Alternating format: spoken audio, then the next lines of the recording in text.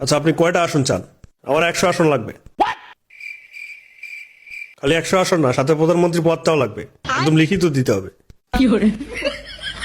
আপনারা আগেই কইছিলাম এই মালটার দলে নেন না, 1 নম্বরে পল্টিবাস।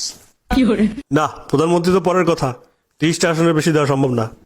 থাকলাম না আপনার জোটে, আমি একা 300 আসন নির্বাচন করব। তুই এক কাম কর, মহিলা আসন সহ 400 আসন নির্বাচন করে একদম জাতিসংঘের মহাসচিব হয়ে যা।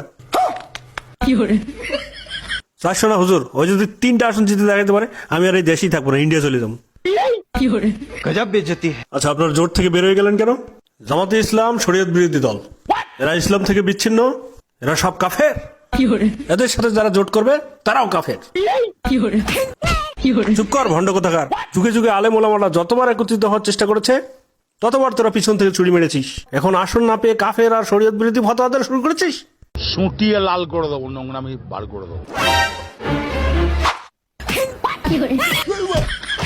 প্লিজ আমাকে ক্ষমা করে দাও প্লিজ।